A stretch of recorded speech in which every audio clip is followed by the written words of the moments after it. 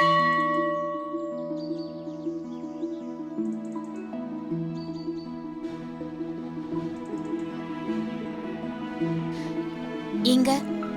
ம் நான் உன்னை கேட்டா தப்பா எடுத்துக்க மாட்டீங்களே?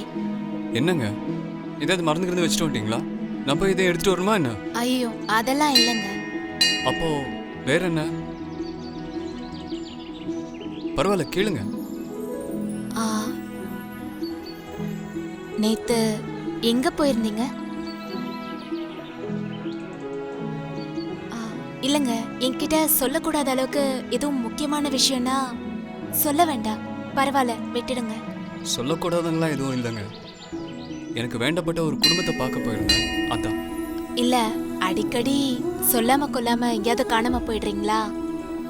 அதான் எங்க போறீங்க என்ன பண்றீங்கன்னு தெரிஞ்சுக்கலாமேன்னு கேட்டேன்.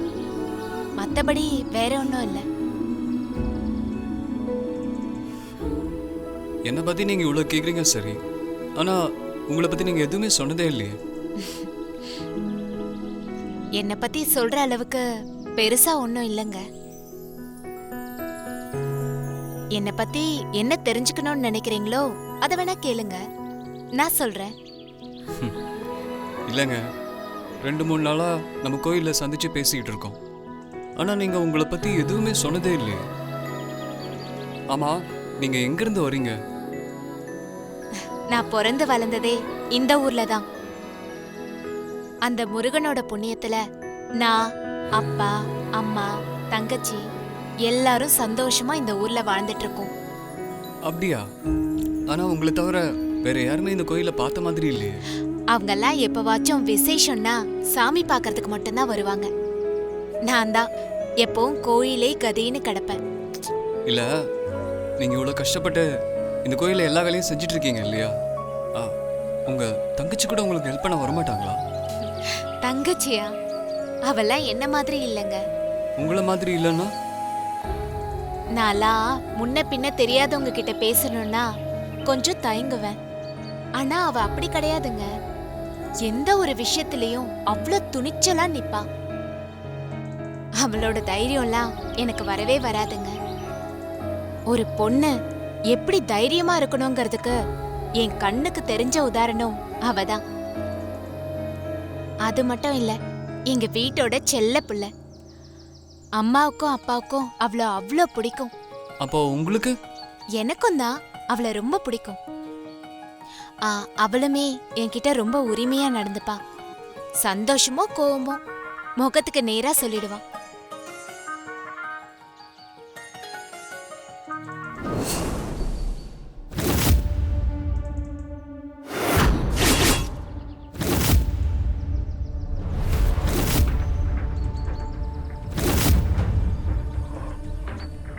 யார் கூட இவ இப்படி சிரிச்சு சிரிச்சு பேசிட்டு இருக்கா? வேற என்ன வேற? நீங்க என்ன பத்தி சொல்லுங்க, தெரிஞ்சுக்கிறேன்னு சொல்லிட்டு என்ன எப்போ என் தங்கச்சியை பத்தி கேட்டுட்டு இருக்கீங்க? அது இல்லைங்க, நீங்க உங்க தங்கச்சியை பத்தி தானே சொல்லிட்டு இருந்தீங்க, அதனால தான் கேட்டேன். சரி. அவளை பத்தி சொல்றதா இருந்தா நிறைய சொல்லிக்கிட்டே போலாங்க.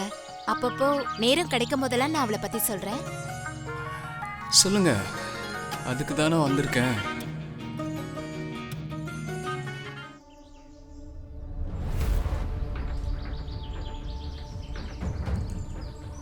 வீட்ல எல்லாரும் இவ பயபக்தியா கோயிலுக்கு போறான்னு நினைச்சிட்டு இருந்தா, இங்க அசிங்கமா எவன் கூடயோ உட்காந்து பல்ல காட்டிட்டு இருக்கா.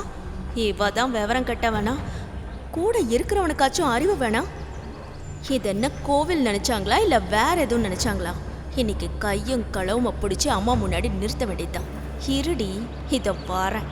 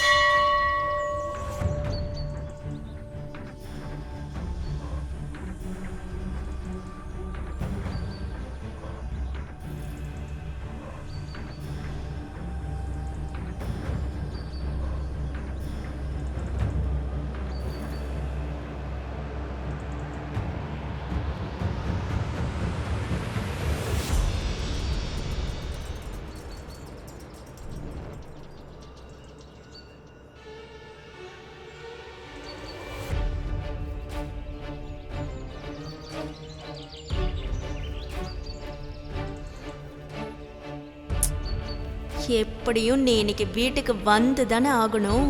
அப்ப இருக்குடி உனக்கு.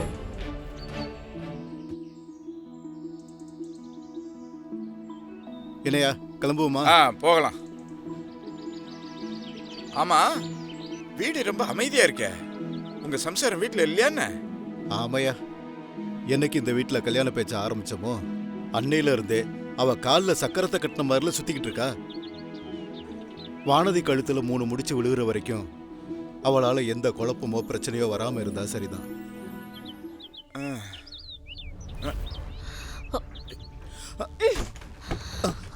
என்னம்மா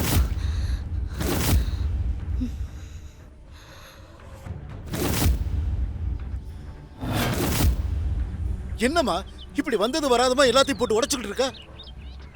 எல்லா விஷயத்திலயும் ஏன் எதுக்குன்னு என்னை இவ்வளவு கேள்வி கேக்குறீங்கல்ல, அதே அந்த வானதி கிட்ட மட்டும் கேட்க மாட்டேங்கிறீங்க?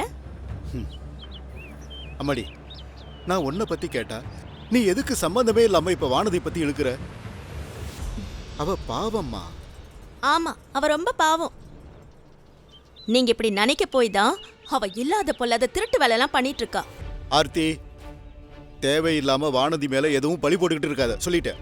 ஆமா, வேணும்னே அவ மேல பழி போடணும்னு எனக்கு வேண்டுதல் பாருங்க. நான் உண்மைதான்ப்பா சொல்றேன். சாமி கும்பிடலான்னு நம்ம ஊர் முருகன் கோயிலுக்கு போனா அவங்க யாரோ ஒரு ஆம்பளை கூட சரிக்கு சமமா உட்காந்து பேசிட்டு இருக்காப்பா.